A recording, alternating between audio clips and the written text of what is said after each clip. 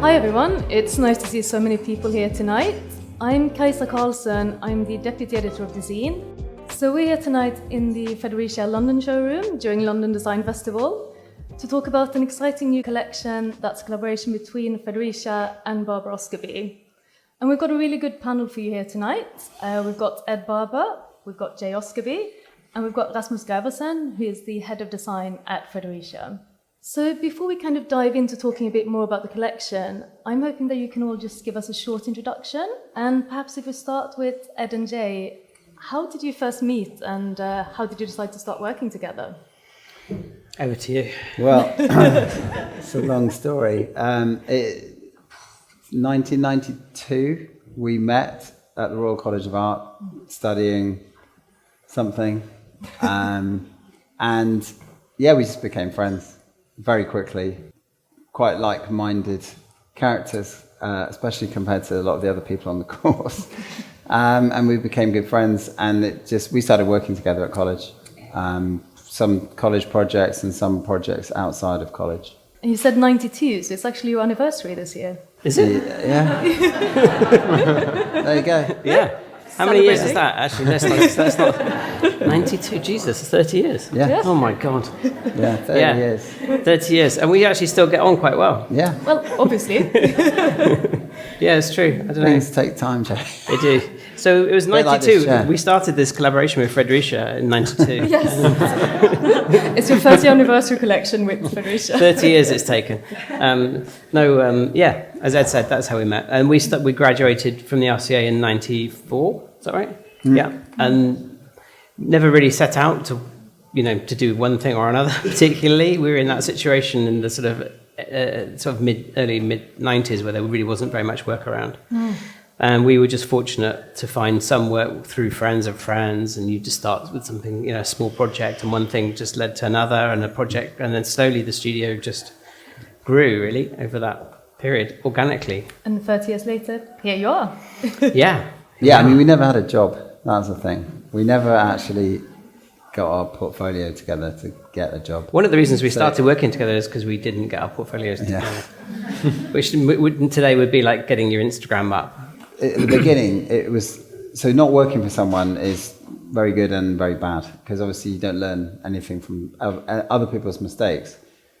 So you feel like you're really getting ahead, and then you actually fall way behind because you don't know what you're doing. So we copied each other's mistakes for many years. So then we had to employ people that knew what they were doing, and then things started working out. Yeah. Kind of gone well so far, clearly. Yeah. And since we're in the Fredericia showroom, I'm kind of assuming that most people in here know a little bit about Fredericia, but Rasmus, if you could just tell us a bit about the brand and the history. Yeah, Fredericia is a fairly old company. It's from 1911, and it's one of the old pillars in Danish design. And it's a family company, and I'm the third generation of the company. So that's my way into the company. We have always represented a certain corner of Danish design that has evolved around the work of Børge Mogensen. My grandfather had a very, very close relationship with him. So this is the backbone of the collection through the work of a lot of new talented people from the 90s and up. We now represent a much broader collection, but the backbone and the values of the company are still based on this Børge Mogensen heritage that we are born with. Yeah. Yeah. And for me personally, I also grew up in this, and I grew up in a culture of design, and it was a natural step for me at a certain point in life to go into the company. So today I oversee the overall design development, but I'm also commercial director of the company, and very keen on us making some products that also has a real value for the use of people when we get out on the other side of the box. How did you come across Barber Osgerby's work, and why did you guys decide to make this collection together? Yeah, I've always been following your work. I think there's a certain attention to materiality and putting the right materials to the right shapes that runs through all of your work. And it was when I proposed that we approach you, my father said, "Wow, this is funny because my grandfather was a good friend of Chris McCord of Isocon, who happened to be one of your first collaborations." And I think actually that was our paths nearly crossed then, actually in the 90s when we were working with Isocon, because Chris had been to see your family and your factory, your production, and had come back and was full of excitement about it. And we were quite eager at that point, weren't we, to also branch out to work with other manufacturers. So we very nearly kind of we nearly approached then, and something else came up, you know. But life happened. Life happened, yeah. But we moved our studio to the workshops of Isocon after about 2 or 3 years, and so all of the Fredericia collection at that time was in their showroom, Isocon showroom as well. So we were very familiar with some of the older products. I mean, I have to say that I, at my house, have the J39 chair and have had for years and years, which, for those of you that don't know, there isn't one here. It's really nice. There's a miniature. Oh yeah, here we go. This is what it is. I've got bigger ones than this one, but We have these in our house. so this was the perfect chair until tonight. No, this is the perfect chair really, because it's super comfortable, lightweight, and it's just really beautifully proportioned, strong, everything you want. So I've always had this chair, but what I've always loved about it is that it has this very straight architecture to it. There's no sort of curves or leaning legs. And so I think I'd be fair to say, Jay, that we sort of borrowed from that architecture for this chair. Yeah, and I mean, when you look at it, it's incredibly architectural, and as well as the vertical lines that, you know, possibly borrowed from Morganson. The deep horizontal rails as well are referencing other pieces that we're all familiar with. I mean, even the rails here on this chair and the Spanish chair too. You know, there's a commonality there, but a transference of materials from oak to steel and stainless steel. Is it daunting for you as designers, though, to work with a brand that has such a long history? You're kind of going up against some of the greats of Scandinavian design. Yeah. It is really. Short but it's always daunting working for anything, because every time you put something out, you're judged by it, really. I mean, it's bad enough, but then you work with someone like Fredericia and it's doubly bad, because, you know, look, I think the thing is, it's something that's not often talked about about designers and relationship with manufacturers, but when we start a relationship with a manufacturer, we also have a kind of a real strong sense of duty to do something which is worthwhile for them, as well as for us, as well as for design as a whole. And so we feel that, you know, it's important. We owe it to you guys to give you a product which is going to last a really long time and that you're going to be proud to make and sell. So yeah, it's daunting, but probably no more than normal in a way for us. This mutual respect for the end product and the users who are going to use the furniture, but that it has to work for us and it has to work for you. I think it's also very evident in the design, because it's also very much a Barber Osgerby product. And at the same time, when I came into the showroom today and saw it here, I was so happy because it felt like it's always been here, at the same time that it's completely new. Because when you look at it, there are some proportions and some ways of doing the design which is rather fresh, and that's what we're so happy about. Yeah, we were speaking a little bit earlier. You were saying that you have the chair that you've had for 50 years, and I know that sustainability is quite important for most brands now. Is that something that you took into account when you started this collaboration, and how does Fredericia work with that? Yeah, obviously, when I think nobody can do furniture for the future if they are not taking this into account. And of course, there are many ways of approaching sustainability, and we have on this project we've been working very much on living up to some of the standards from the chair you just described, to have something that will actually have a very long lifespan. But then we also introduce some new things like upholstered elements, and when you do that, you know that things can happen to upholstery which is not the same as wood, which you can always sand down and refresh. So then we needed to look into a more circular way of doing the components, so you can detach the top and have it refreshed, or you can purchase a new substitute.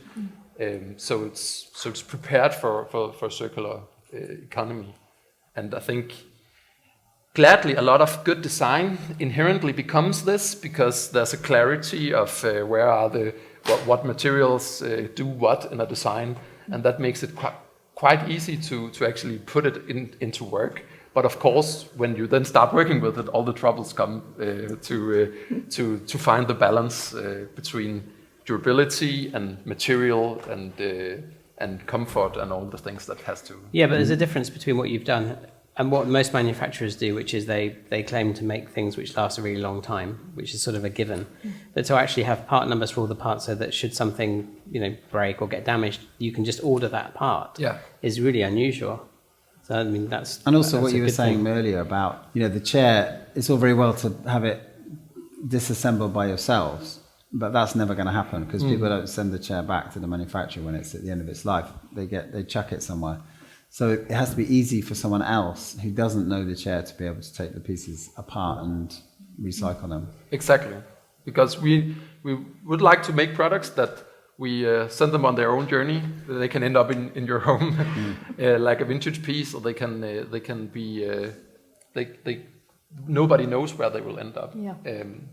But like the chair that we're sitting on, this leather seat is also detachable, but it's not in an awkward way where it looks like it's a constructed component. So that is about keeping the design high also, because we want to do something that is also has this expression of being crafted in a way that you also feel like you want to take care of it. Yep. Because that's also one of the reasons why things last, is that there are some details and some care put into the production, so you can actually treat the chairs better than you do with a chair that looks like you have just made the cheapest chair possible. Yeah, and that's obviously something that I think we think a lot about as being an inherent part of Scandinavian design, this idea that things should be recyclable and things should last. Is that something that you found different with working with a Danish company to working with perhaps UK manufacturers, or have you always had this? Well, everything's changed. I mean, I would say that there's been a longer history in Scandinavia of this way of thinking. And certainly in Italy, for example, in the beginning of our career, it was incredibly different. But today, I think there's at this end of the kind of design world, which is the sort of premium end, the best, really. Of course, everybody is motivated by that. Whether it's Fredericia or Vitra or other manufacturers we work with, it's important, and it's critical for us as well that we insist and we push as well as designers. It's our job, because it's hard, because we on the one hand we often say, who needs another chair? Yeah, here we are talking about another chair, but it's a particularly beautiful chair, and it's for us it's important that if we start a relationship with a manufacturer, that we're providing things for the manufacturer that they don't actually have in their catalogue, or there's a way of sustaining and growing the company. Usually it's almost certainly something that we haven't done before. And the weird thing is that the most basic sort of architecture for a chair would be a sort of steel tube welded together. We've never done that before. This is the first time we've actually done it. Nice, yeah. And it's turned out quite well. So you kind of approach each new collaboration as a way for you to discover a new way of doing things, or a new way of creating as well? Yeah, we do. And yeah, so it's like selfish, really, because it's fun because you're doing some stuff for the first time, and also working with new manufacturers, this new relationship is really interesting because they do things differently. Yeah. Some companies are obsessed with testing the the norms and passing everything straight away, and in a way, sometimes the engineering can get in the way of the creative process. Okay. No, definitely, and also the tests are becoming more and more stringent. And people's weight is going up globally, and so the tests become more and more demanding. So the size of the dimension of things gets bigger and bigger, and so it's really harder. It's harder and harder to design something that's really simple and really elegant now. Okay. How do you get around that? Is it choosing different materials or different manufacturing processes? You don't really get around it. You just you have to accommodate it. But you can tell from the design. But that's why this is actually quite unusual, I think, because it feels very delicate. Yeah. But it actually has passed all the relevant. But also, tests I think and- that's a testament to Fredericia, though, because what I was trying to say is that some manufacturers let you go, Okay. and then you talk about, and then it comes back in again, and you kind of check stuff and you test stuff, and you have a conversation about this dimension and that world. And others just say sort of there are blocks at the beginning, and that doesn't happen. This relationship, although it's been a long process to get here, it has been fluid, and it hasn't we haven't had those blocks. Technical blocks, because they've been finding the solutions. Yeah, I mean, the original design didn't look like that. Wait, what did It was really different. Like? We have to know now. It was made out of cheese. No, it was made out of different materials, and it was a different looking chair. But the essence of the design is still the same. Actually, what's interesting about the project is we started off when as we developed it, I think early on we wanted to give the back a lot of character, so that it could be a kind of iconic back, because it's the thing you see from the table, obviously, because it's normally tucked under the table. So we spent quite a lot of time working on different approaches to the back, something that was quite sort of strong, and something maybe it has an armrest on it, and all of these things. And actually, one day during COVID, we went into the studio during lockdown, and we just cut the back completely, and we taped the back of the tubes as they came up, and we actually were amazed at how comfortable we could make that small space on the back. And the volume suddenly felt really unusual, because you associate this type of chair of having quite a generous big back, and and the received wisdom is you need big volume on the back surface area. You actually don't. It's super comfortable, and so we just had this breakthrough moment of the thing just kind of working and looking kind of unusual and quite petite and quite small, but still having the same comfort. So it's a very hands-on design process in Very, that sense. yeah. But we always try to do something a little bit different, apart from the green that is on this chair here, which we do use quite a bit. But everything else, we've moved into a different palette that we haven't used before.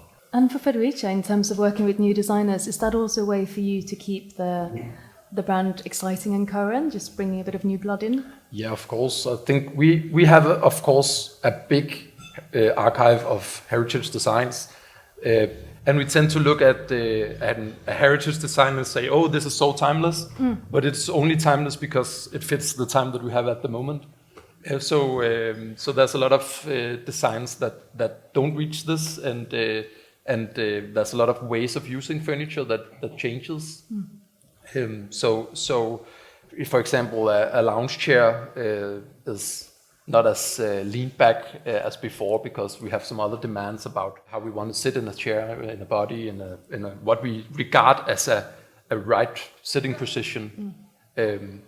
So we need to always come up with contemporary design. We wanna be a contemporary company, and we want our heritage designs to be a natural part of contemporary design culture. Yeah. And as long as they are not that, then it becomes less interesting. Okay, yeah.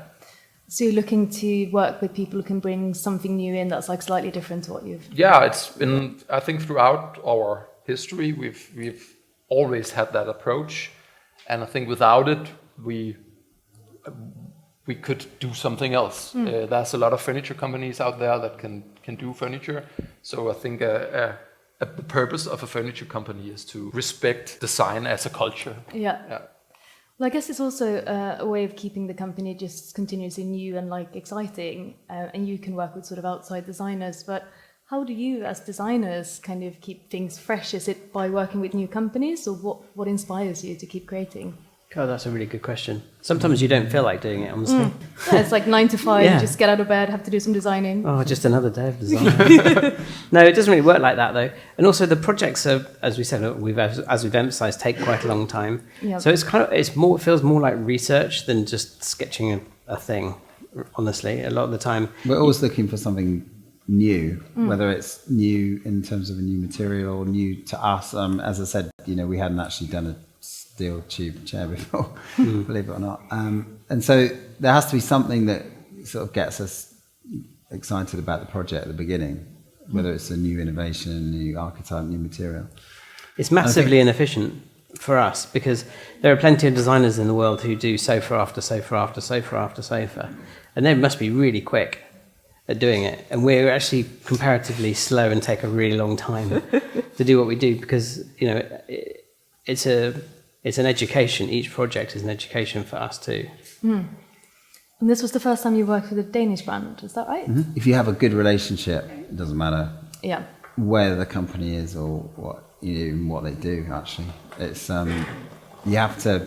I mean, it was pretty clear after the first meeting that we were going to get on. It was a shame that we didn't have more trips because they've got an incredible place in Copenhagen to work. Most beautiful showroom ever. Just working there.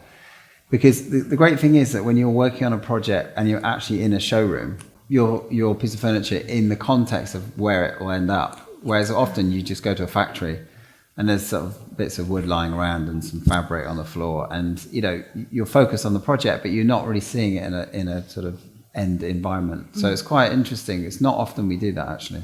Now that's one of the things that's important to our studio as well, is that the output, all the things we work on, are a joint project with the manufacturer. Yep. So it's not like just a Barber Osgerby thing made by somebody. It's a kind of collaborative project. Yeah. And to Ed's point, that really helps if you're actually there. It sounds like you had a really good collaborative... Considering the obstacles, yeah, we really did. Yeah. Yeah, and hopefully we'll go on to do more work together. And just as a kind of final question, I think we're running slightly out of time, but just for Barber Osgerby, we're obviously here at LDF. A lot of design festivals have been cancelled over the years. You started, as we deduced, 30 years ago, and I assume it's quite different starting out as a young designer today. Do you have any sort of tips or advice for people who might be coming into design now? Well, we kind of want to encourage more people to, actually, because I think one thing that we've noticed recently is actually there is a scarcity of industrial designers and furniture designers here. All right. Not so much in Europe, obviously, but here there's, in a way, it's a really good time probably to be a graduate of furniture and product design, because people have tended to go in two different directions. On the one hand, people have been going to making them themselves and self-producing, which is fantastic, of course. Yeah. But on the other extreme, people have been going into the digital world, so game design, for example. Yeah. People who traditionally would have done other types of making and industrial design. So I guess we're sort of saying that we feel it's important now more than ever to actually study those things and breed the next generation. Yeah. In terms of advice other than that, I think it's probably a good time to be graduating, because there aren't that many new designers, honestly. It's got the scarcity. No, there really aren't. It seems that there aren't. Suddenly they doing vanished. furniture, certainly. Okay. It's interesting. We've noticed over the years, we used to have so many CVs through the door. Literally through the door, and then later on, obviously by email. And they've completely almost stopped now, and that's there's other two reasons for that. I think one, they don't like what we're doing anymore, so we need to redirect. Possible, yes, that's the possibility. Or to Jay's point, then people are just moving into different areas now. Yeah. Completely. So basically, that sounds like you're encouraging people to send you their CVs. Definitely, actually. Yeah, we are. Perfect. Well, thank you so much for taking the time to speak with me today. It's been wonderful to have you guys here in the showroom, and lovely to see the showroom as well. Thank you.